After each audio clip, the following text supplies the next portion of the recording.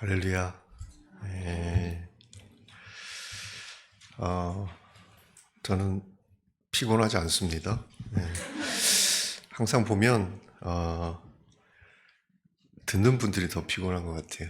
예. 저는 잘 들어주셔서 너무 감사하고, 어제 저녁부터 오전, 오후, 또 오늘 저녁까지 사실 이게 뭐 한 시간, 2시간 듣는 게 저도 이제 가끔씩 이렇게 강의 같은 거 이렇게 들을 때면 힘들더라고요. 네.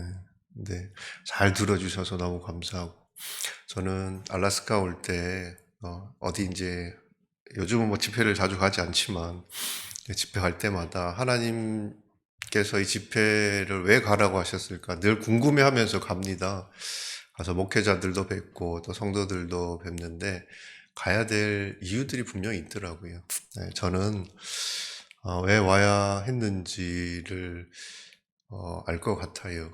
네, 저는 이유를 찾았는데 여러분들이 어제 오늘 말씀을 통해서 이 자리에 여러분들이 와야 했던 이유들을 찾으셨으면 좋겠습니다. 제가 오후 강의 때는 어제부터 해서 제자도 믿음과 순종 또 크리스천 라이프에 대한 이야기를 쭉 나눠 드렸는데 저녁 시간에는 좀 말씀에 대한 이야기를 여러분과 나누려고 합니다. 하나님의 자녀된 우리는 이 자녀답게 사는 길이 말씀 안에 있다고 그렇게 믿고요. 또 말씀이란 그 기준으로 우리의 삶을 찾고 또 자신을 돌아보는 그런 사람들이죠. 그것이 저는 믿는 자라고 믿습니다.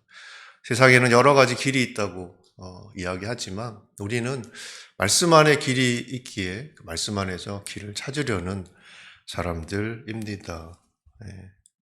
그래서 우리가 말씀을 통해서 하나님의 뜻을 그래도 헤아려 보려고 하는 거지요.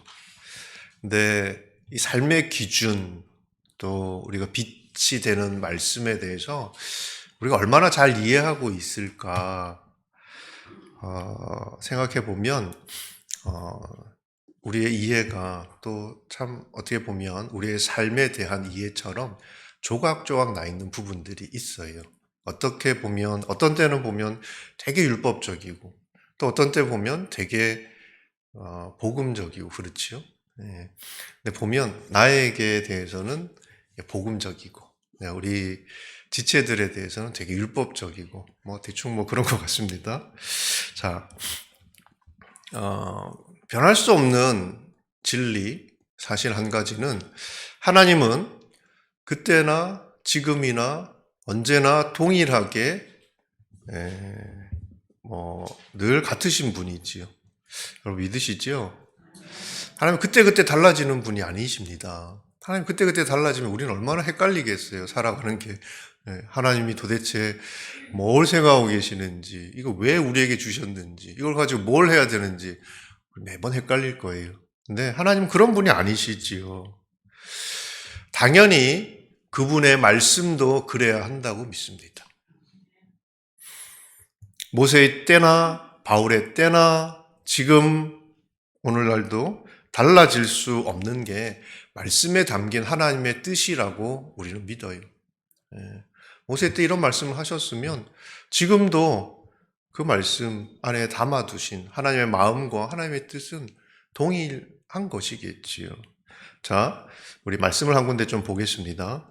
야고보서 말씀인데요. 같이 한번 읽어보실게요. 야고보서 1장 22절부터 25절 말씀입니다. 여러분은 말씀을 실천하는 사람이 되고 듣기만 해 자신을 속이는 사람이 되지 마십시오.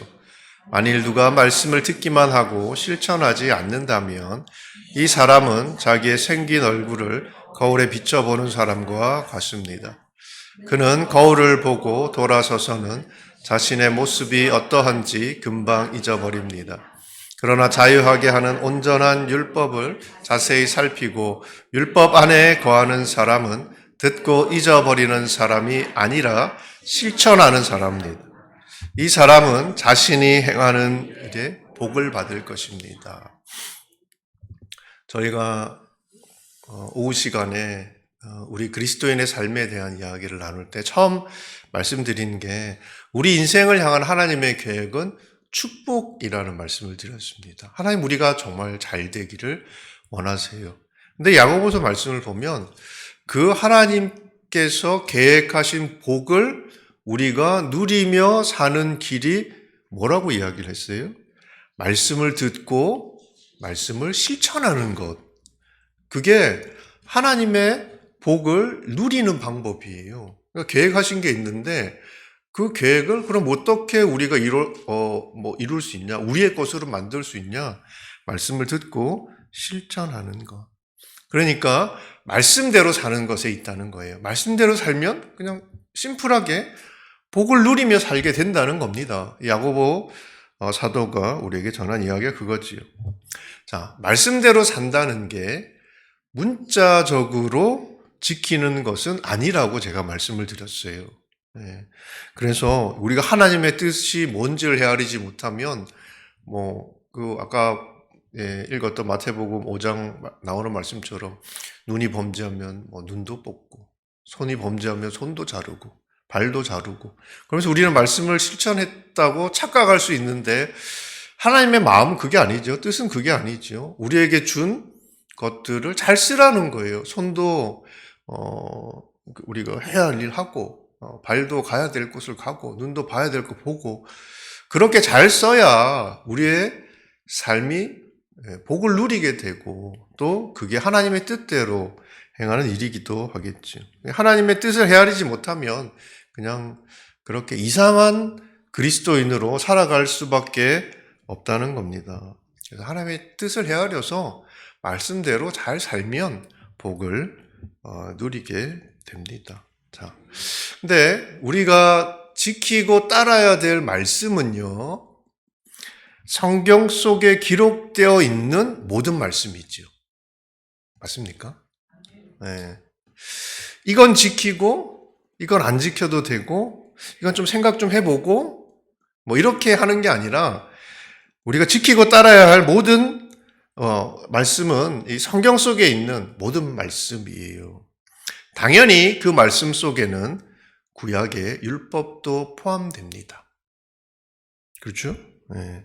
근데 이 율법에 대한 우리의 태도를 보면 믿는 자들 이야기예요. 안 믿는 사람은 제껴놓고 우리 믿는 사람들, 여러분들 교회 다니신 지 얼마나 되셨는지 제가 잘 모르겠는데 이 율법에 대한 우리의 태도가 되게 어정쩡해요. 애매하단 말이에요. 애매하다는 이야기는요, 잘 모른다는 거예요. 네.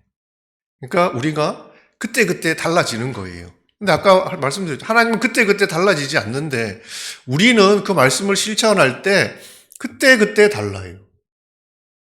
나에게 적용할 때 다르고 다른 사람에게 적용할 때 또 다르고 다르단 말이지요.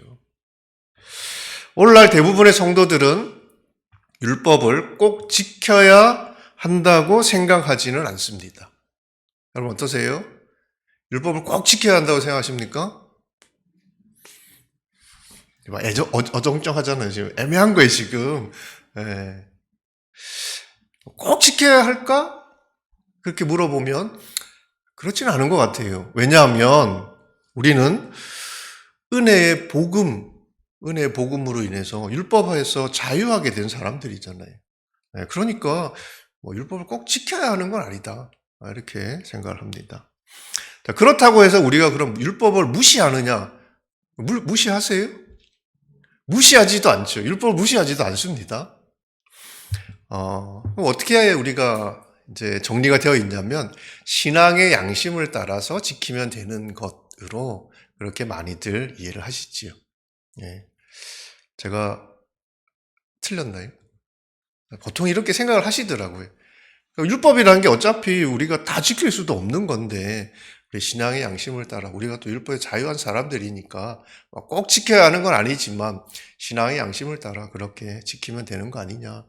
실제로 이제 할례와 관련해서 문제가 생겼을 때 이제 예루살렘의 초대교회에서 예루살렘 공회로 사람들 모여서 할 때 결론 내린 게 뭡니까? 율법 할례 이런 거 안 해도 되는데 근데 또 신앙의 양심을 따라서 죽은 뭐 피를 먹는다던가 또 이렇게 뭐 음란하고 부도덕한 뭐 그런 삶을 산다든가 이런 거는 그냥 하지 않도록 그렇게 정하지요. 신앙 양심을 따라서 그렇게 살면 되는구나 그렇게 생각을 합니다. 자, 그런데요. 여기 지금 떠 있는 이 말씀 안에 율법이란 이야기가 나오지요. 자유하게 하는 온전한 율법을 자세히 살피고 율법 안에 거하는 사람은 듣고 잊어버리는 사람이 아니라 실천하는 사람입니다. 여기서 야고보 사도가 이야기한 이 율법은 그리스도의 율법을 이야기하는 것이다라고 이야기하는 분도 계신데요. 이건 정확히 율법에 대한 이야기입니다. 그러니까 율법을 지키라는 말씀이에요. 신앙의 양심을 따라 살면 되는 거 아니냐? 우리 이렇게 생각하는데 야고보는 율법을 지키라. 그래야 너희가 복을 받는다. 이런 이야기를 하는 거예요. 제가 이제 청년부 담당할 때 우리 청년들의 강의를 할 기회가 있었어요. 그때 제가 이 은혜의 복음에 대한 이야기를 이제 강의를 하면서 청년들에게 그런 이야기를 했어요. 제 이야기가 좀 과격하게 들리시겠지만 주일 성수 11조 안 해도 괜찮습니다. 죄 지어도 괜찮아요. 제가 그 말씀을 드린 적이 있어요. 제가 지금 이렇게 이야기를 하면 여러분들 지금 고개가 갸우뚱하시지요? 저 뭔 소린가? 목사님 마음 어려우실 것 같아요. 주일 성수 안 해도 된다. 뭐 11조 안 해도 괜찮다.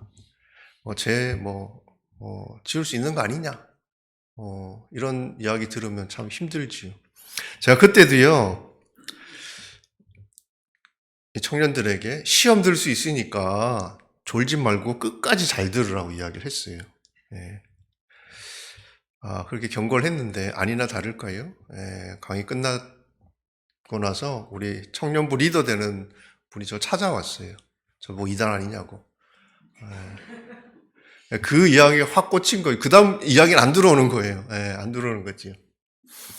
그 청년이 지금 목회자가 됐습니다. 너무 감사한 일이죠. 근데 저는 예상했어요. 그렇게 와서 따질 우리 청년들이 있을 거라고. 자, 근데 그분이 저에게 와서 따졌던 근거가 뭡니까? 이분은 주일 성수 해야 된다는 입장이고 11조 해야 된다는 입장이잖아요. 근거가 뭐냐는 거예요. 근거가. 그걸 꼭 해야 된다는 근거가 율법 아닙니까? 신약에는요. 11조 하라는 이야기가 없어요. 주일 성수 그런 게 어디 있습니까?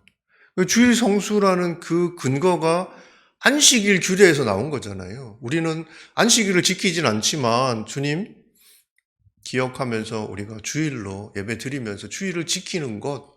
근데 그 뿌리를 찾아가면 율법이란 말이에요. 그러니까 저한테 따졌던 근거는 율법을 가지고 따졌던 거지요. 근데 믿는 자들은 율법에서도 자유하다면서요. 근데 왜 주일 성수는 해야 되는 거고 11조는 꼭 해야 된다고 우리가 가르치는 걸까요? 그러면서 우리가 스스로에게는 은혜의 법을 또 우리 다른 분들에게는 율법을 가르치는 거지요. 여러분 이거 정확하게 정리되어 있으십니까? 여러분에게? 제가 오후에 강의 드리면서요, 말씀드리면서 졸지 마세요, 진짜. 오늘 말씀은 중간에 졸면 안 돼요. 졸면 나중에 와가지고 이상한 소리 하더라, 그런 소리 하면서 이제 끝나게 되니까 끝까지 다 들으셔야 됩니다. 잘 들으세요. 제가 오전에 여러분은 구원받은 그리스도인이 맞습니까? 되게 중요한 질문이지요. 이 질문에 대해서 여러분 대답할 수 있어야 합니다. 그리고 두 번째, 아니 구원 받으셨는데 왜 천국 안 가고 이 땅에 계십니까? 그 질문 드렸죠, 그죠? 그 질문에 대해서도 여러분 대답할 말이 준비되어 있어야 합니다. 그리고 세 번째, 오늘 드리는 말씀인데 율법을 지켜야 합니까? 이 질문에도요 대답할 준비가 되어 있으셔야 합니다. 답을 가지고 계셔야 된다고요. 그래야 여러분이 헷갈리지 않지요. 내가 지금 말씀대로 살고 있는지, 이게 말씀대로 사는 게 맞는지 스스로가 확인할 수 있어야 되잖아요.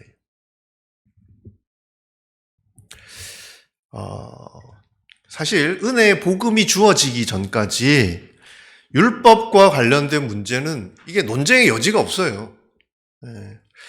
그걸 내가 지킬 수 있냐, 지킬 수 없냐, 이건 둘째 문제고요.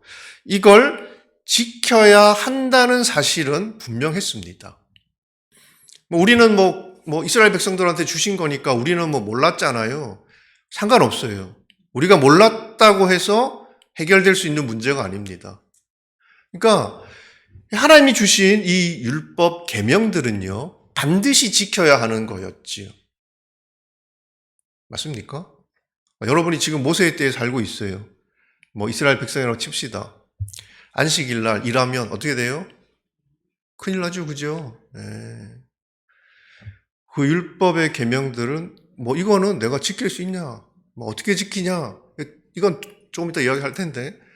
그 둘째 문제고요. 지켜야 한다는 건 분명한 사실이었어요. 자, 문제는 오늘날도 여전히 율법을 지켜야 하는가예요. 오늘날도 여전히 우리가 율법을 지켜야 하는가?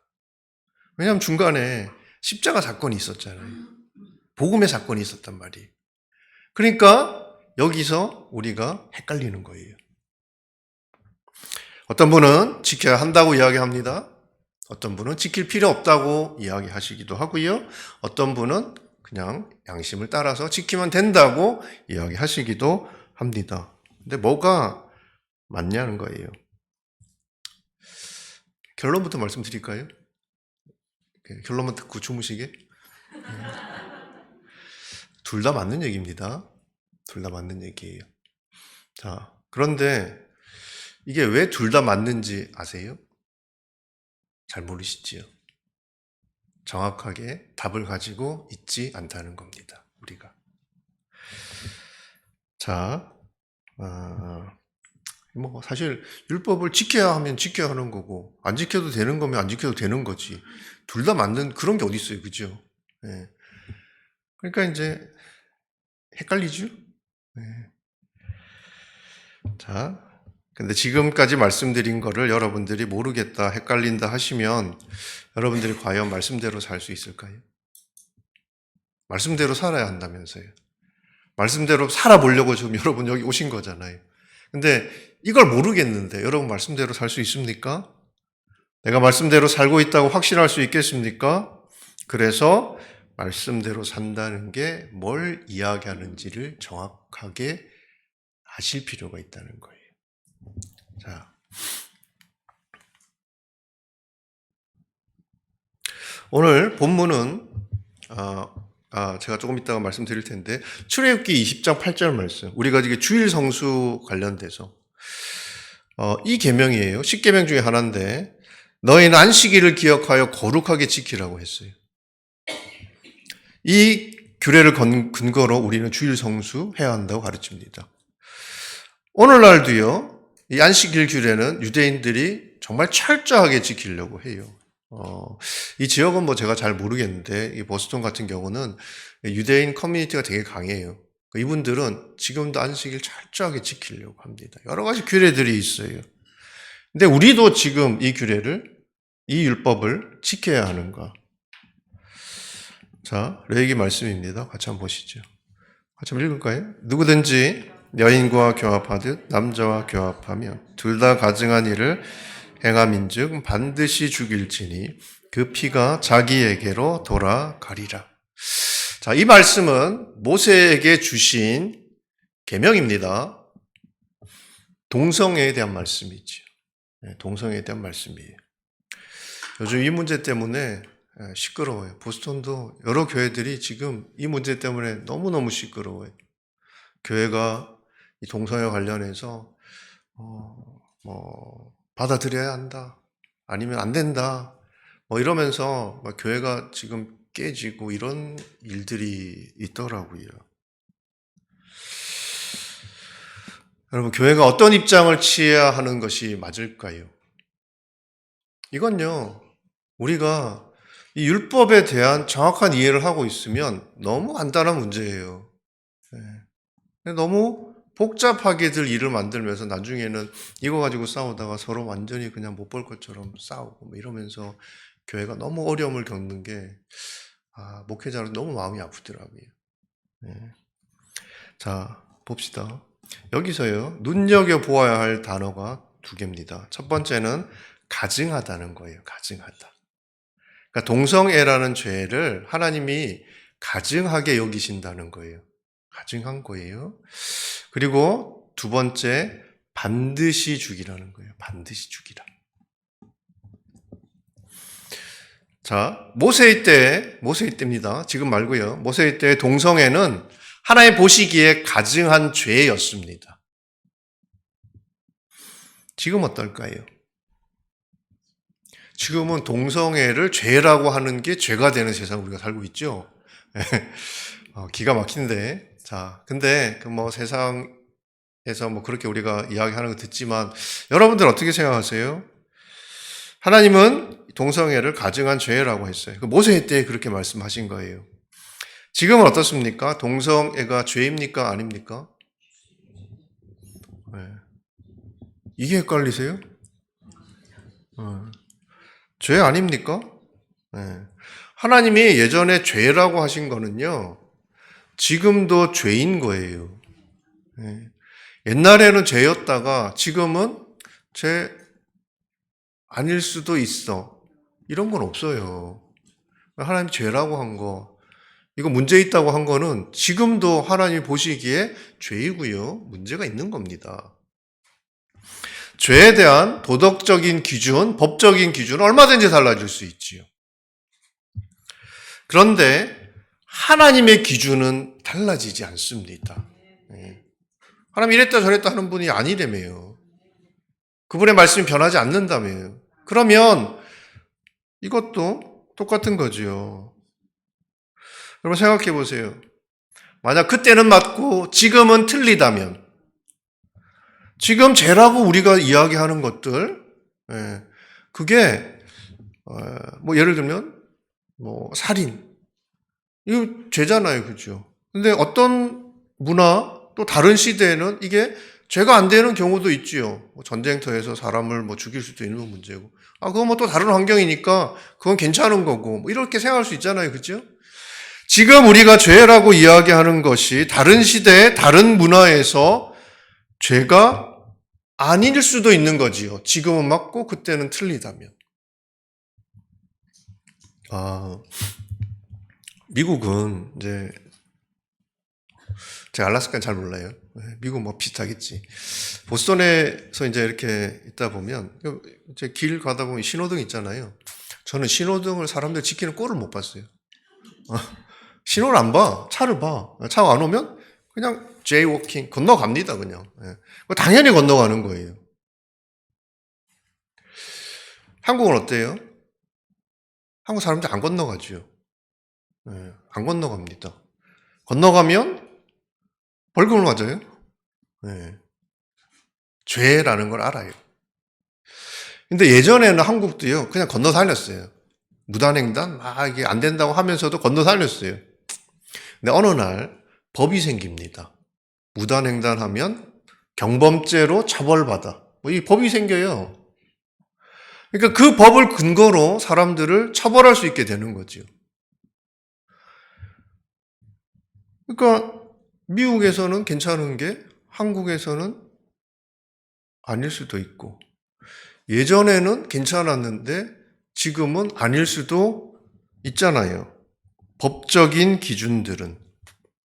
여러분, 만약에 하나님의 기준도 그렇다면, 그때는 죄였는데 지금은 죄가 아닐 수도 있고, 또 지금은 죄인데 다른 데 가면 또 나중에는 죄가 아닐 수도 있게 된다면, 여러분, 죄인을 위한 십자가는 왜 필요한 겁니까?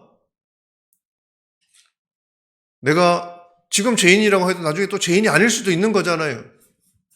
그러면 왜 이 죄인을 위한 십자가는 필요한 것이고, 구원을 위한 복음이 왜 필요한 겁니까? 필요가 없지요. 달라지지 않기 때문에, 그 기준 아래 우리가 죄인이기 때문에 십자가가 필요한 것이고 복음이 필요한 거잖아요. 여러분, 하나님 보시기에 가증한 죄는요, 시간과 장소와 무관하게 죄입니다. 예, 죄입니다. 그리고 죄에 대해서 하나님 정하신 게 있어요. 반드시 죽이라는 거잖아요. 동성애라는 죄는 그 경우는 반드시 그 죄에 대한 대가를 자기의 목숨으로 치러야 하는 죄였어요. 반드시 죽이라는 거죠. 근데 우리는 죄라는 건 동의를 해요. 죄라는 건. 지금도 죄지. 이건 동의를 해요. 근데 반드시 죽이라는 이 지점에서 우리가 머뭇거려요. 죽이는 게 맞나? 죽어야 하는 게 맞나? 왜 그래요? 죄인인 건 맞는데 복음을 통해서 달라진 거 아니냐는 거지요. 네. 그래서 우리가 죄를 지어도 괜찮다 이렇게 생각하는 거 아닙니까? 자, 로마서 말씀입니다. 죄의 삭은 사망이요 하나님의 은사는 그리스도 예수 우리 주 안에 있는 영생이니라. 분명 복음의 은혜는 사망이 아닌 영원한 생명을 누리게 합니다. 그런데 복음이 죄를 죄 아닌 어떤 것으로 만드냔 말이에요. 복음 아래 있으면 죄가 죄 아닌 다른 게 됩니까? 그렇지 않아요. 그리스도인이 짓는 죄도요, 죄입니다. 복음은요, 우리에게 죄의 대가를 지불하지 않아도 괜찮다고 이야기를 하지요. 그치요? 자, 근데 여기에 함정이 있어요. 실제로 복음은 죄의 대가를 지불하지 않아도 괜찮다는 이야기를 하지 않습니다. 죄는요, 복음 아래 있든 어떻든 간에 여전히 죄인 거고요. 죄의 대가는요, 반드시 지불하는 겁니다. 그럼 우리는 이제 헷갈리지요. 그럼 복음으로 달라진 건 도대체 뭐냐? 복음으로 달라진 건 뭐냐? 심판의 기준, 죄를 정하는 심판의 기준, 이건 안 달라져요. 심판의 내용, 반드시 죽이라는 거, 이것도 안 달라집니다. 죄에 대한 대가도 반드시 지불하는 거예요. 그럼 복음을 통해서 뭐가 달라졌냐? 복음을 통해 달라진 건 한 가지입니다. 심판의 대상입니다. 예수가 오시기 전에는 내가 그 죄에 대한 대가를 지불해야 하는 것이었어요. 근데 복음은 뭐냐 하면 그 대가를 내가 아니라 십자가가 지불한다는 거예요. 죄의 대가를 지불하지 않는 겁니까? 지불하는 거예요. 누가 지불하느냐만 달라진 거예요. 죄이기 때문에 대가를 지불해야 하는 거고요. 반드시 지불해야 하는데 지금은 내가 아니라 십자가가 대신 지불해 준다. 이게 복음 아닙니까? 네. 자, 그런데 이 죄의 대가를 지불하는 게요, 모든 사람에게 해당되지 않습니다. 모든 사람의 죄에 대한 대가를 십자가가 지불해 주진 않는다는 거예요. 네. 너무 많이 가는데, 얘가. 자, 같이 한번 읽을 거예요. 그러므로 이제 그리스도 예수 안에 있는 자에게는 결코 정죄함이 없나니. 여기 중요한 단어가 나와요. 안이라는 단어예요. 예수 안에 있는 사람. 그리스도인도 죄를 짓습니다. 죄를 지으시죠? 네, 너무 당당하게 말씀하지 마시라니까. 네. 근데 우리가 주님도 아니고 죄 짓지요. 우리도 연약하고 아직 여전히 변해가고 아직 미성숙하고 그런 존재니까 육신 안에서 우리가 죄를 여전히 짓습니다. 그 죄에 대한 대가를 우리도 지불해야 하는데 그리스도 안에 있는 사람은 그 대가를 십자가가 지불해 줘요. 이게 우리가 받은 복음입니다. 근데 그리스도 밖에 있는 사람이 있어요. 그리스도 안에 있는 사람은 우리도 죄를 짓지요. 그 죄는 가증한 거예요. 그러니까 죄 지어도 괜찮은 겁니까? 안 괜찮아요. 하나님 앞에 그게 가증한 것이기 때문에 그리스도인이 짓는 죄라고 괜찮은 거 아니란 얘기예요. 이것도 하나님 보시기에 가증한 거예요. 우리도 죄에 대한 대가를 지불해야 돼요. 근데 십자가가 대신 지불해 주는 거지요. 근데 그리스도 밖에 있는 사람은 십자가가 지불해 주지 않습니다. 누가 지불해야 합니까? 내가 지불하는 거예요. 그래서 계시록에 나오잖아요. 주님 앞에서 모든 사람이 심판받을 때. 우리도 죄를 지었지요. 근데 우리의 죄는 십자가로 갑니다. 근데 그리스도 밖에 있는 사람들은 자신의 죄에 대한 대가를 자기가 지불하는 거예요. 그래서 영원한 형벌 속으로 들어가리라고 그 말씀하시잖아요. 그 이야기예요. 그럼 그리스도 밖에 있는 사람들의 죄를 정하는 기준은 뭡니까? 그것도 율법이지. 그리스도 안에 있는 사람들에게 율법은 더 이상 유효하지 않습니다. 죄를 지어도 괜찮다는 말도 아니고 죄의 대가를 지불하지 않아도 괜찮다는 말은 아니지만 유효하지 않다는 그 말은요. 우리가 내가 죄에 대한 대가를 지불하지 않기 때문에 율법이 우리를 더 이상 끌고 들어가지 못한다는 거예요. 그래서 우리가 율법이 자유하다는 거예요. 마음대로 살아도 괜찮다는 이야기 아니에요. 그런데 그리스도 밖에 있는 사람은 이건 좀 심각해요. 여전히 율법이 그 죄를 찾기 때문입니다. 그리고 자신이 그 죄에 대한 대가를 지불해야 합니다. 여전히 율법이 유효하지요? 유효한 겁니다. 예수 밖에 있는 사람들에게는. 여러분, 그러면 동성애는 괜찮고, 동성애는 안 되고, 도둑질은 그냥 봐줄 수 있는 죄입니까? 도둑질 정도야. 뭐 사기치는 거 정도야. 그냥 십자가에서 용서받을 수 있는 죄고, 동성애, 요건 좀 아니지. 동성애 이 죄는, 이건 십자가가 갚아줄 수 없는 죄입니까? 아니잖아요. 예. 그리스도의 용서와 은혜라는 것은요, 죄의 종류, 죄질, 이런 거 따지지 않습니다. 동성애는 안 되고, 도둑질은 괜찮고, 살인은 안 되고, 거짓말은 괜찮고, 안 따진단 말이에요. 중요한 거는 무슨 죄를 지었느냐가 아니라 예수 안에 있느냐, 예수 밖에 있느냐예요. 동성애는 절대 용서받을 수 없는 죄입니까?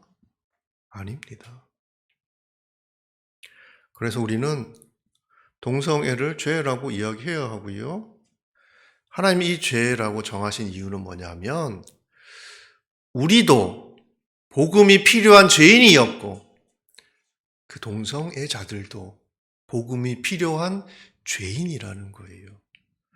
교회는 여러분 의로운 사람들이 모이는 곳이 아닙니다. 죄인들에게 문이 열려 있어야 합니다. 동성애자들은 절대 교회 안에 들어올 수 없어. 그게 율법주의예요. 누구에게나 교회는 열려 있어야 합니다. 그 죄인들이 와서 은혜 받고 용서받고 그래서 내가 복음이 필요한 죄인이라는 것을 깨닫고 그리스도를 구주로 영접해서 그리스도인으로 살아가는 곳이 그런 변화를 경험하는 곳이 교회여야 합니다. 여러분이 죄인들에게 장애물이 되지 마세요. 죄인들이 교회로 들어오지 못하게 하는 벽이 되지 않기를 바랍니다. 열려 있어야 합니다. 너무 간단하잖아요. 동성애에 대해서 우리가 어떤 입장을 취해야 하는 것인지. 이걸 가지고 싸우는 이유는 율법에 대해서 우리가 정확하게 성경이 이야기하는 걸 이해하지 못하고 있기 때문에 그 사단이 나는 거예요. 중요한 건 죄가 아니라 복음이에요, 복음. 율법이 우리에게 보여준 이유도 그겁니다. 우리가 복음이 필요한 죄인이라는 걸 보여주기 위해서지요. 그래서 그리스도 안에 있는 모든 사람들에게 율법이 더 이상 능력이 없어요. 자, 좀 정리가 되셨나요? 율법을 어기는 사람은 심판을 받는다. 이거는 달라지지 않아요. 심판을 받는다. 그리스도 밖에 있는 사람, 여전히 율법을 가지고 하나님 심판하실 겁니다. 그리스도 안에 있는 사람은 좀 다르지요? 우리는 율법의 자유예요. 자, 그러면 여러분, 이게 율법을 하면 우리는 꼭 심판에 연결해서 생각을 하는데, 율법을 지키면 어떻게 됩니까? 율법을 지키면 감옥을 합니까? 율법을 지키는 사람에게 아까 야고보서에 뭐라고요? 복을 누린다고 했잖아요. 복을 누린다고요. 모세 때 율법을 지키는 사람에게 하나님께서 주신 약속은 네가 복을 누릴 거라는 거예요. 신명기 28장 말씀 우리가 너무 좋아하잖아요. 네가 들어가도 복을 받고 나와도 복을 받고 너만 복을 받는 것이 아니라 너 집에 속한 모든 가축까지 복을 받고 11조? 하나님이 약속하셨죠. 내가 축복하지 아니하나 너희가 나를 시험해 보라고. 여러분, 이거 지금도 유효할까요? 유효하지 않을까요? 예수 안에 있는 사람에겐 유효하지 않을까요? 유효한 겁니다. 율법을 지키는 자에게 하나님께서 하신 약속이요. 아까 말씀드렸잖아요. 그리스도 밖에 있는 사람에게 여전히 율법이 정한 심판이 유효한 것처럼요. 이 율법이 약속한 축복도요. 그리스도 안에 있는 사람에게나 그리스도 밖에 있는 사람에게나 유효하다. 그러니까 말씀을 지키면 복을 받는 거예요. 아시겠지요? 그러니까 말씀을 지키시면 됩니다. 이렇게 끝나면 되게 뭔가 이상하죠? 네. 자, 이제 알겠어요. 그죠? 이제 자, 알겠어요. 아, 지키면 복을 받는구나. 이게 하나님께서 우리를 축복하시는 방법이구나. 말씀대로 살면 되는구나를 알았어요. 근데 문제는 뭐냐 하면 못하겠다는 거지. 네. 알았어요. 근데 율법대로 살 수 있냔 말이에요. 그럼 언제 다 지키며 살 수 있겠냐는 거죠. 이걸 못 지키니까 주님 오신 거 아니냐. 우리는 이렇게 가지요? 네. 자, 안식일. 출애굽기 20장 8절 안식일을 기억하여 거룩하게 지키라. 이게요, 지키라는 것도 아니고요, 거룩하게 지키라는 거예요. 아, 이게 미치는 거예요. 어떻게 지키는 게 거룩하게 지키는 겁니까? 유대인들은 이 안식일을 거룩하게 지켜보려고요, 625개나 되는 자기들 나름대로의 무슨 규율을 만들었어요. 불도 피우면 안 되고, 얼마 이상은 걸어가면 노동이고, 여러 가지 규정 만드는 거예요. 그걸 다 지켜야 안식일을 거룩하게 지키는 거라고 이야기를 합니다. 여러분, 이게 거룩하게 지키는 게 뭔지가 애매하니까 유대인들이 지금도 그걸 이 많은 규례를 만들어가지고 지키는 거 아닙니까? 근데 자기들은 지킨다고 생각하는데 이게 지킨 거 맞습니까? 몰라요. 그게 맞는지 안 맞는지를 모른다고요. 거룩하게 지키는 게 뭔지를 모르니까. 하나 더 볼까요? 자, 같이 읽어보죠. 11조.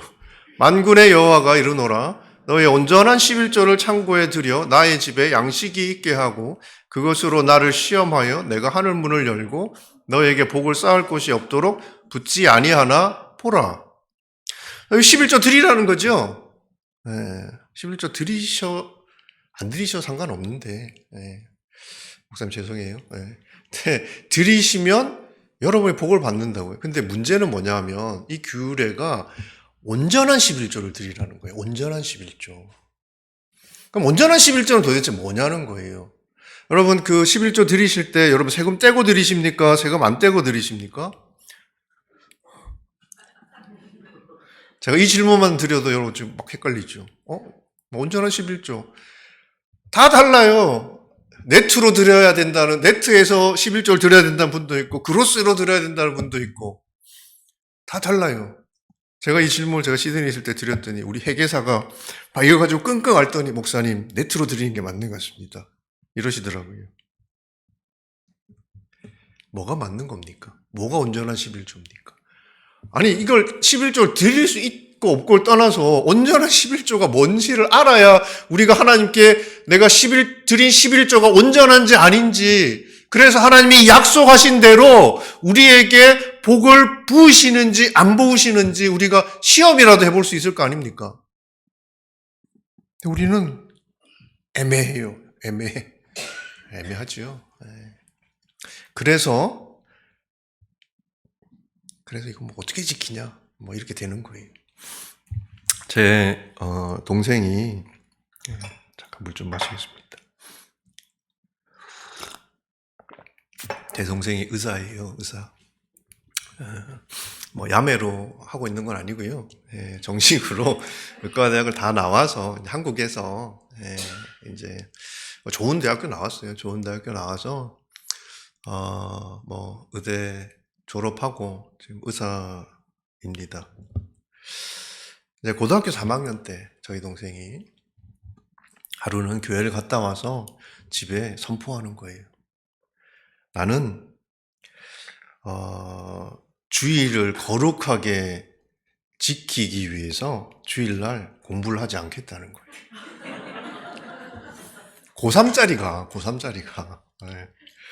그는 아마 설교가 출애굽기 20장 8절 말씀이었던 것 같아요. 너는 안식일을 기억하여 거룩하게 지키라. 이게 이제 이 마음에 와 닿은 거죠. 그래서 얘가 고3짜리가 결심한 거죠. 안식일 거룩하게 지켜야 되는구나. 하나님 날 복을 주신다고 약속하셨지. 뭐 이러면서 공부를 하지 않게 되는 거예요. 그때부터 저희 동생이 어떻게 하냐면,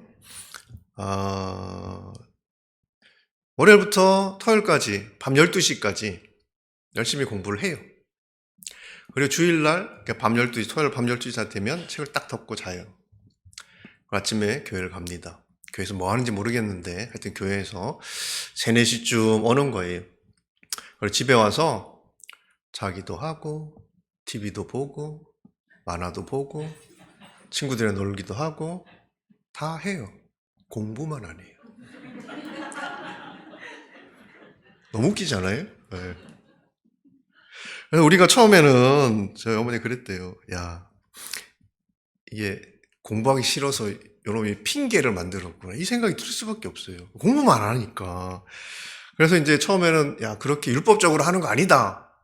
그렇게 이야기를 했다가 하는 꼴을 보니까 너무 이상하니까 야, 하려면 좀 제대로 해라. 뭐 이렇게 말씀하셨어요. 근데 얘는 이게 안식일을 거룩하게 지키는 거라는 거예요. 네, 공부 안 하는 게. 아무튼 시험 치기 전 주일까지 얘는 이런 식으로 안식일을 거룩하게 지켰어요. 시험을 봤어요. 이제 우리 궁금할 거 아닙니까? 시험을 봤는데 이게 어떻게 그래도 혹시나 싶어서 봤는데 뭐 역시나였어요. 시험 망쳤습니다. 그래서 우리가 뿌린 대로 거두는 거다. 뭐 그렇게 이야기를 하는데 얘가 대학에 붙었어요. 네. 점수는 그 의대 갈 점수 한참 밑에 점수가 나왔는데 그 점수 가지고 그 대학교 아마 들어간 사람은 저희 동생이 유일할 겁니다. 예. 근데 어떻게 들어갔냐면 동생이 대학교 갈 때요 입시 제도가 바뀌었어요. 저는 시험을 먼저 쳤어요. 그래서 점수가 나오면 그 점수를 가지고 학교를 지원을 했어요. 저희 동생 때는 선지원 후 시험이었어요. 거기 한 2년 정도 그랬거든요. 우리나라 뭐 시험제도 워낙 왔다 갔다 하니까. 그래서 일단 학과를 먼저 지원하는 거예요. 그리고 이제 시험을 쳐요. 그리고 그 지원한 애들 중에서 등수 매겨가지고 붙는 거예요. 그 해에 그 학교에 그 과를 지원했던 애들이 시험을 다 못 봤대요. 그럴 수도 있습니까? 이거는 제가 꾸며낸 이야기가 아니고요. 실화입니다, 실화. 네. 그래서 합격을 했어요. 너무너무 운이 좋지요. 근데 얘가 이제 또 우리 어머니가 예언한 게 있어요. 얘가 입학은 해도 졸업은 못할 거다. 운으로 한 거니까 그 뭐 의대 공부가 무슨 뭐 그냥 장난도 아니고. 얘가 이제 그 의대 졸업하고 나면 의사 뭐 국가고시 치거든요. 근데 그 해 보통 한 90 몇 프로 다 붙는데요. 근데 그 해에 한 70% 정도밖에 안 붙었대요. 근데 저희 동생은 붙었어요. 참 신기하죠? 네. 그래서 저희 어머니가 요놈 되게 신기하다는 거예요. 시험을 잘 보진 않는데요. 떨어지진 않는데요. 그 말을 들으니까 제가 이제 생각이 나는 게 저랑 같이 이제 동생이 이제 입시 끝나고 나서 운전면허 시험을 봤거든요. 운전면허. 그래서 운전면허가 이제 필기 보고 실기 보잖아요. 그럼 이제 필기 시험을 봤는데 저는 점수가 되게 잘 나왔어요. 근데 실기 시험에서 한번 떨어져가지고 저는 2번째 붙었거든요. 저희 동생은 그날 붙었습니다.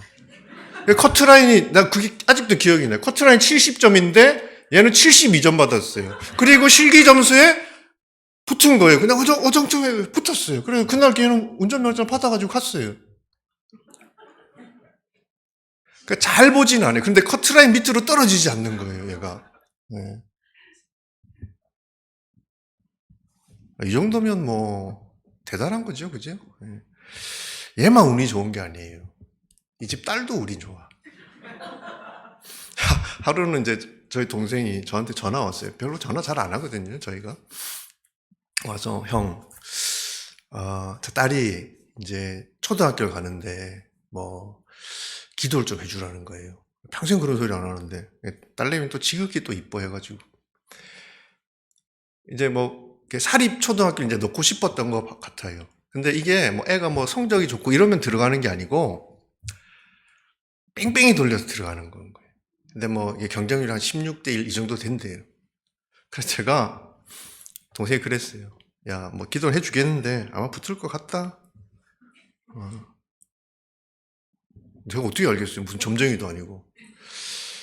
근데 붙더라고 얘가 또. 그게 또 됐어요. 운이 좋았던 것 같으십니까? 저는 그렇게 생각하지 않아요. 하나님이 약속하신 게 있어요. 말씀을 지킨 자에게 복을 주시겠다는 약속. 이게 자기만 복을 받는 게 아니고 약속이 그거잖아요. 네 자손 1000대까지 내가 너를 기억해서 복을 주겠다고요. 그러니까 이 고3짜리 애가 그 말씀 하나 붙들고 1년 살았던 거를 하나님께서 기억하시고 복을 주셨다고 저는 해석을 합니다. 복사니까. 네. 세상 사람들이 볼 때는 야 정말 운이 너무너무 기가 막힌 게 좋은 애다 이렇게 생각할 수 있지만 그렇게 생각합니다. 근데 저도 헷갈리는 거예요. 아니 그래 복을 받는 건 좋은데 아무리 생각해도 제 동생은 말씀을 제대로 지킨 것 같지는 않아요. 아니 진 안식일을 거룩하게 지킨다고 했지만 이게 도대체 뭐야? 주일날 공부 안 한 거밖에 없는데 그게 말씀을 제대로 지킨 걸까? 근데 또 복은 받는 거예요, 또.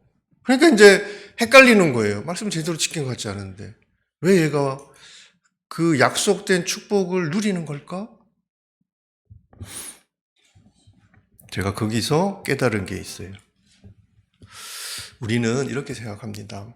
얼마를 드리고, 어떻게 지키고, 그걸 가지고요, 이걸 거룩하게 지켰냐, 온전하게 드렸냐, 이렇게 우리는 생각을 하잖아요. 그래서 이건 하면 되고, 이건 해야 되고, 이건 하면 안 되고, 이만큼은 해야 되고, 그렇게 다 정한 게 있잖아요. 그게 뭐 자기 나름대로의 기준일지라도. 근데 그게 아니더라고요. 그게 아니에요. 하나님이 그걸 어떻게 보시느냐가 중요하더라고요. 우리가 볼 때는 인간적인 눈으로 얘는 절대로 안식일을 거룩하게 지킨 애가 아니에요. 근데 그 말씀을 하시고 약속을 하신 하나님은 그걸 지킨 걸로 봐주시는 거예요. 여러분, 이거 되게 중요한 이야기입니다. 우리는 믿음으로 구원을 받는다고 생각하잖아요. 실제로 그렇고요. 근데 여러분 성경을 보세요. 아브라함이 하나님을 믿었잖아요. 근데 거기 뒤에 나오는 구절이 되게 중요한 구절이 있어요. 하나님이 그 믿음을 의로 여기시고. 그러니까 아브라함이 했던 고백을 하나님이 그걸 의롭게 봐주신 거예요. 우리가 아까 5절에 말씀드렸잖아요. 5에 주의 이름을 부르는 자는 구원을 얻으리라.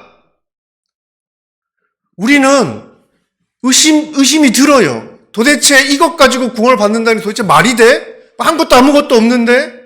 그런데 우리가 그렇게 믿음으로 주의 이름을 부르는 것을 하나님은 의에 이르는 믿음의 고백으로 보신다고요. 하나님이 보시는 게 중요해요. 하나님이 여러분의 믿음을, 여러분의 삶을 어떻게 보시느냐가 중요해요. 난 아무리 의롭게 산다고 내가 생각하고 다른 사람이 그렇게 인정해줘도 하나님이 아니야. 주님이 하나님, 내가 주의 이름으로 능력을 행하고 주의 이름으로 사람 귀신을 내어쫓고 주의 이름으로 사람들을 고치지 않았습니까? 주님이 뭐래요? 아니야. 불법을 행하는 자들아, 너무너무 억울하겠지만 나는 잘 산다고, 나는 열심히 산다고, 나는 그렇게 산다고 생각했는데 하나님 보시기에는 아닌 거였던 거지요. 그러니까 뭐가 중요한 겁니까? 내가 얼마나 행하느냐, 내가 어떻게 행하느냐, 그래서 나는 율법을 지키며 살았어 하는 내 생각이 하나도 중요하지 않다고요. 하나님이 여러분의 삶을 어떻게 보시느냐가 중요해요. 여러분의 고백을 어떻게 보시느냐, 여러분의 마음을 어떻게 보시느냐, 이게 중요하다. 그러니까 우리가 볼 때는 전혀 이 안식일을 거룩하게 지킨 것 같지 않은데 하나님은 그걸 안식일을 거룩하게 지켰다고 봐주셨으니까 이게 복을 받는 게 맞지. 제가 그렇게 그 결론에 이르게 되더라고요. 자, 근데 또 질문이 하나 생기죠. 좋아요. 하나님이 봐주시면 되는 거잖아요. 그죠? 하나님이 의롭게 봐주시고, 하나님이 지킨 걸로 봐주시고, 하나님이 믿음으로 봐주시고, 하나님이 순종으로 봐주시면 되는 거잖아요. 근데 도대체 하나님 뭐 때문에 얘가 이걸 제대로 지킨 걸로 봐주셨을까? 이걸 모르면, 우리가 한 거를 하나님께서 어떻게 봐주실지를 우리가 만약 모르면 이걸 지켰다고 봐주실까? 늘 이 고민이 생길 거예요. 그죠? 나는 제대로 지킨 것 같은데 실제로 심판하는 분은 하나님이고 하나님이 이거를 제대로 지킨 걸 안 봐주시면 나는 꽝이잖아. 말짱꽝이잖아. 그죠? 네. 뭐 때문에 얘가 했던 그걸 하나님이 그 계명을 지킨 걸로 봐주셨을까? 같이 읽겠습니다. 로마서 13장 10절. 사랑은 이웃에게 악을 행하지 아니하나니 그러므로 사랑은 율법의 완성이니라. 사랑으로 한 거예요. 사랑으로 한 거예요. 하나님을 존중하는 마음으로 한 거예요. 그러니까 우리가 봤을 때는 정말 아닌데 하나님의 말씀이니까 내가 이 말씀을 내가 이 고3 때 지키며 살겠다고 이 말씀을 존중했던 것을 하나님은 그 말씀을 지킨 걸로 봐주신 거예요. 사랑으로 행하는 것을 하나님은 율법을 지킨 걸로 봐주십니다. 뭘 했느냐가 아니에요. 어떻게 했느냐가 아니에요. 어떤 마음으로 했느냐예요. 그래서 하나님을 사랑하는 마음으로, 이웃을 사랑하는 마음으로, 이 율법의 계명이 그 두 가지라고 이야기하잖아요. 그죠? 그 마음으로 행한 모든 것을 하나님은 하나님의 계명을, 말씀을 지킨 걸로 봐주신다고요.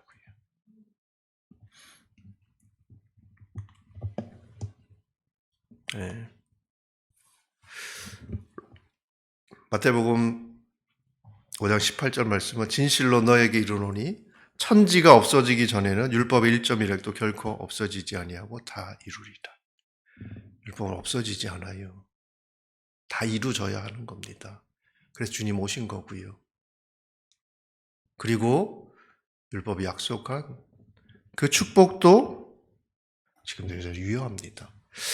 지금도 율법을 지켜야 하는가? 저는 그렇다고 믿습니다. 지금도 율법을 지킬 수 있는가? 저는 할 수 있다고 믿습니다. 동의하십니까? 하실 수 있겠지요. 네.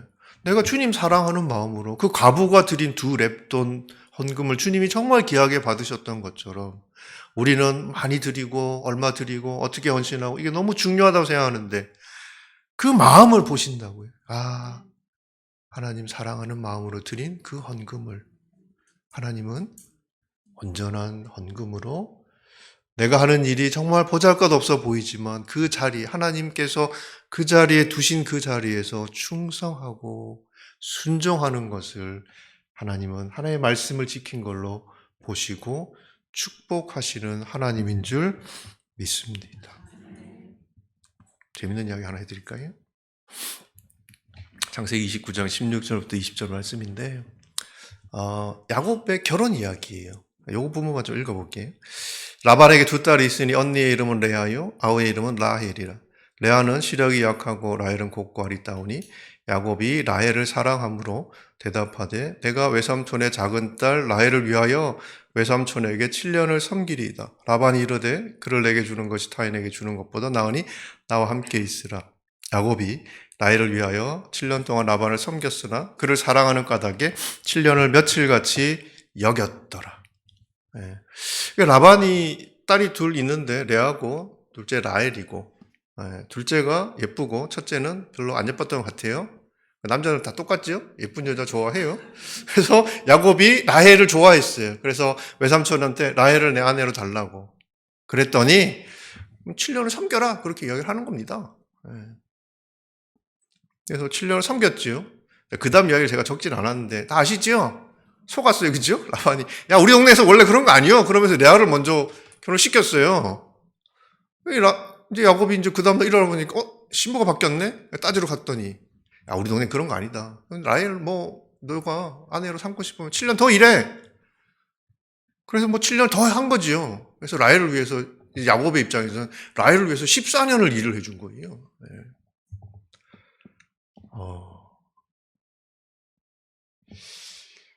사랑하니까 그랬겠죠.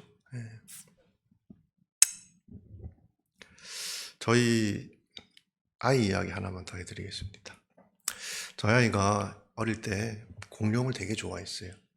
그래서 공룡 장난감이라면 얘가 길을 가다가도 목하고 이렇게 조그만 거라서 이제 하나 사줘야 되는 거예요. 그래서 어느 날 보니까 집에 공룡 장난감이 이만큼 있는 거예요. 제가 다 사준 거거든요. 하루는 이제 원래 이런 거 물어보면 안 되는데 이게 우리 아들한테 아기 때죠. 아들 너 공룡이 좋아 아빠가 좋아? 당연히 아빠라고 할 줄 알았는데 얘가 공룡 생각도 안 해요. 공룡이라는 거예요. 너무 열이 받잖아요. 거기까지 하고 딱 말았어야 되는데 하나 더 물어봤어요. 그럼 너 엄마가 좋아 공룡이 좋아? 그랬더니 엄마래요. 완전 맘상했죠. 네. 그러니까 우리의 머릿속에는 순위가 딱 이렇게 정해져 있는 거예요. 엄마, 공룡, 아빠는 없어도 괜찮아. 이런 거지. 저는 공룡에 비교당하는 게 너무 맘상하더라고요. 저는 내가 사준 장난감보다 제가 귀하다고 생각해요. 근데 우리 아들은 그렇게 생각하지 않나 봐요. 그래서 제가 그 이야기를 들으면서 기분은 나쁜데 깨달은 게 뭐냐면 이게 사랑하고 좋아하면 귀해지는구나. 아무것도 아닌데 얘가 그걸 좋아하니까 아빠보다 자기에게 너무 소중한 게 되는 거예요. 여러분 라헬이란 여자가 물론 이쁘겠지요. 이뻤겠지요. 근데 과연 이 여자를 위해서 14년이란 세월을 야곱이 바칠 만큼 그런 가치가 있는 여자였을까? 라헬이 얼마나 흠이 많고 문제 많았던 여자입니까? 이쁜 거 빼놓고는 다 빵점인 여자였어요. 네. 근데 14년을 일을 해주지요. 그래서 제가 저 이야기를 읽으면서 우리 아들한테 내가 당했던 게 딱 떠오르면서, 그렇구나. 우리는 가치 있는 걸 좋아하지요. 귀한 거 좋아합니다. 가치 있는 것을 사랑하고요. 근데 반대더라고요. 사랑이 가치 있게 만들어요. 내가 사랑하면 그 사람이 가치 있게 되는 거예요. 여러분 옆에 계신 분을 내가 사랑하면, 저런 사람도 사랑해야 돼. 교회에서 저런 사람 정말 만나기 싫은데. 우리는 가치를 따져서 좋아할지 안 할지 이걸 결정을 하는데, 사랑하면 귀해진다고요. 여러분, 사랑하면 귀해진다고요. 그리고 진짜 귀한 사람이기도 해요. 여러분, 라헬은요, 원래 아빠가 7년 일하면 줄 수 있는 딸이었어요. 그러니까 권장 소비자 가격 7년 뭐 이런 거예요. 7년 일하면 이제 줄 수 있는 값어치를 그렇게 매겼던 사람이에요. 근데 야곱이 실제로 일해준 게 몇 년입니까? 14년이지요. 원래 7년, 일해준 거 14년. 그러면 이 라헬의 가치는 7년일까요? 14년일까요? 지불한 겁니다. 지불한 게, 매겨진 게 아니고 지불한 게 그 사람의 가치예요. 여러분, 우리가 옆에서, 저 배기 싫어. 왜 저분은 왜 우리 교회를 나오지? 이런 분들, 그런 분들을 위해서 예수가 자기의 생명을 대신 값을 치러줬어요. 그러면 여러분, 나도 그렇지요? 나의 가치는 얼마짜리입니까? 여러분, 얼마짜리예요? 여러분, 얼마짜리세요? 알고 계세요? 내가 얼마나 하나님에게 귀한 존재인지, 자기 아들의 목숨을 바쳐서 자기 아들의 목숨을 대신 지불하고 여러분을 산 사람들이라고요. 그게 여러분의 가치라고요. 당연히 가치 있게 사셔야 되지요. 우리는 저 사람 사랑해도 돼? 저런 사람까지 사랑해야 돼? 이렇게 생각하지만 아니라고요. 예수께서 자기의 목숨을 지불하는 가치 있는 사람들이라고요. 가치를 따져도 사랑할 만한 가치가 충분한 사람이고, 우리가 사랑할 때 여러분, 우리가 사랑하는 사람의 가치가 빛을 내게 됩니다. 그게 사랑의 능력 아닙니까? 그래서 여러분, 말씀을 따라서 지키는 것, 우리가 그런 마음으로 서로를 섬기고 교회를 섬기고 세상을 섬기면 여러분, 이 세상이 귀해진다고요. 이 교회가 귀해진다고요. 여러분, 귀해진다고요. 서로의 값어치를 여러분 높이시길 바랍니다. 그만큼 소중한 분들이에요. 자, 지금도 우리는 율법을 지킬 수 있습니다. 하든 말든 그건 여러분들이 알아서 하시고 지킬 수 있다는 말씀을 드리는 거예요. 그리고 그런 사람들에게 하나님은 여전히 복을 주시겠지요. 자, 근데 제가 이렇게만 말씀을 드리면 그럼 율법은 꼭 지켜야 되는 거네? 이렇게 생각하실 수 있잖아요. 지키면 좋은 거 맞아요. 그죠? 근데 여러분, 우리가 율법을 지키는 것이 과연 복된 자로 살기 위해서일까요? 복을 누리며, 내가 복 받으려고 내가 율법을 지키며 살아야 되는 걸까요?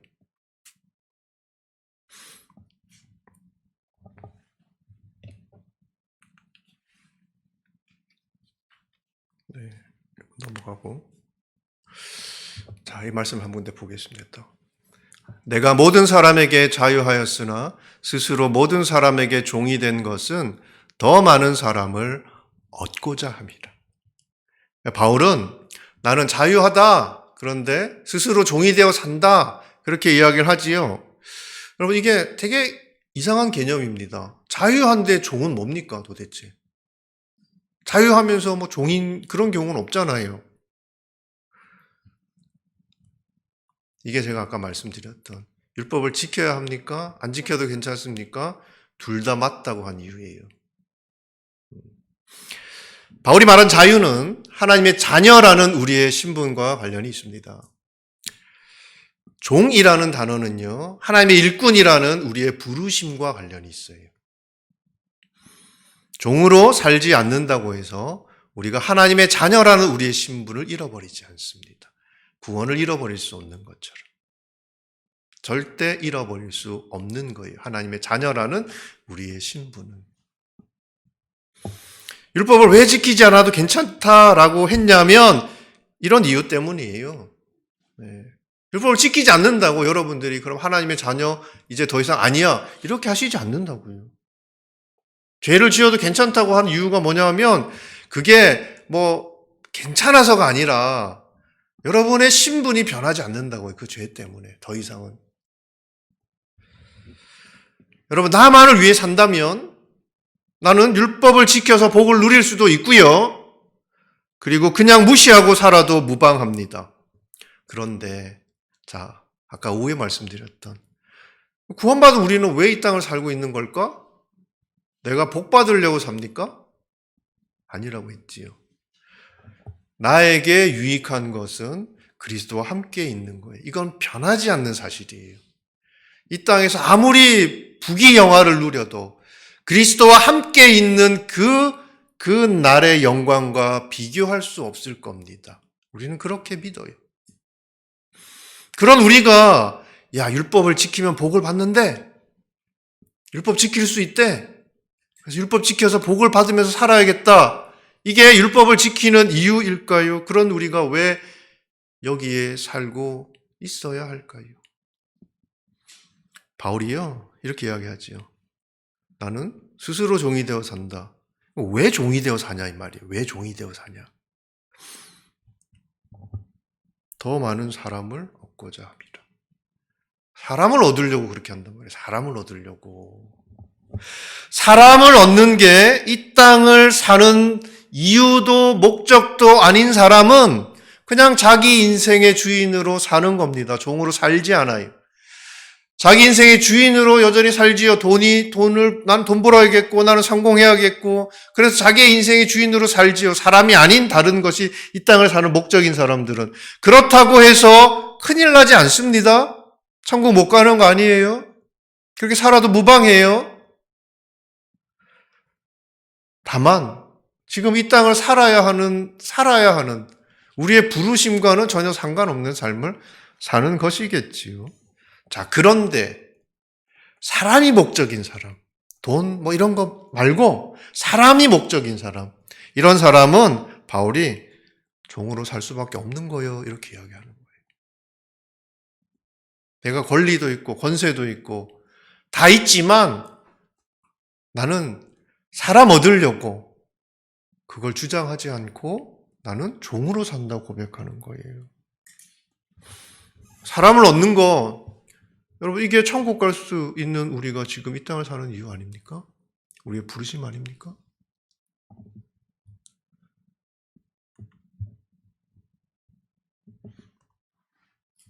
유대인들에게 내가 유대인과 같이 된 것은 유대인들을 얻고자 함이요 율법 아래에 있는 자들에게는 내가 율법 아래에 있지 아니하나 율법 아래에 있는 자같이 된 것은 율법 아래에 있는 자들을 얻고자 함이요 율법 없는 자에게는 내가 하나님께는 율법 없는 자가 아니요 도리어 그리스도 율법 아래에 있는 자이나 율법 없는 자와 같이 된 것은 율법 없는 자들을 얻고자 합니다. 나는 율법 안 지켜도 괜찮은데 내가 율법을 지키는 단 한 가지 이유는 그 율법 아래에 있는 사람들을 내가 얻으려고 나는 율법을 지키며 산다는 거예요. 카멜레온처럼 변신하며 산다는 게 아니에요. 우리는 왜 율법을 지키며 사는가? 안 그래도 상관없어요. 그러나 율법 아래에 있는 자들을 얻으려면 그게 우리가 율법을 지켜서 하나님께서 약속하시는 복을, 복음 안에서 우리가 누려야 될 복을 우리가 증거하는 것이 그 사람들을 얻는 방법이기 때문에. 나 잘 되려고? 아니고. 그러니까 크리스찬 라이프, 말씀을 지키는 거 다 그 이유예요. 자, 정리할게요. 다 했습니다. 나는 구원받은 하나님의 자녀인가? 여러분들이 대답이 준비되어 계셔야 합니다. 나는 지금 천국 갈 수 있는데 왜 이 땅을 살고 있는가? 이 대답이 준비되어 있으셔야 합니다. 오늘날도 율법을 지켜야 하는가? 준비되어 있어야 합니다. 안 지켜도 괜찮으면 왜 그런 것일까? 준비되어 있어야 합니다. 지켜야 한다면 왜 그런 것일까? 준비되어 있어야 합니다. 지켜야 한다면 어떻게 지킬 수 있는가? 준비되어 있어야 합니다. 이 질문에 대한 답을 제가 다 드린 것 같아요. 네. 어떤 길을 가느냐는 이제 여러분의 몫입니다. 그냥 말씀대로 사셔도 괜찮고요. 그냥 아유 힘들어 그냥 막 살래 그것도 괜찮아요. 부르심을 따라서 사람을 얻는 그 부르심을 위해 여러분들이 일하셔도 괜찮고, 그냥 나는 그냥 이 땅에서 잘 살다가 그냥 또 천국 가서 또 부귀영화 누리며 살란다. 그래도 괜찮아요. 선택은 여러분이 하시는 거예요. 저는 다만 여러분들이 말씀 안에 담긴 하나님의 뜻을 헤아리고 그 뜻을 쫓아서 행복하게 사셨으면 합니다. 기쁨으로 사셨으면 합니다. 무슨 일을 해도 여러분들이 참 감사하고, 무슨 일을 겪어도 은혜구나. 내가 이 땅을 사는 이유가 분명해지고, 또 여러분들을 통해서 이 땅에 정말 하나님께서 찾으셔야 되는, 잃어버린 영혼들을 찾는 그런 성도이고 그런 교회이기를 축복합니다. 같이 기도하겠습니다.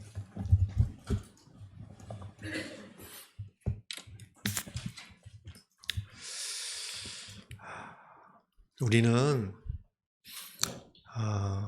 정말 존귀한 자들이에요. 잊지 않으셨으면 해요.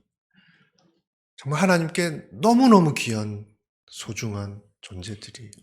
근데 우리는 스스로를 얼마나 보잘것없게 여깁니까? 우리와 함께한 사람들을 때로는 얼마나 멸시하고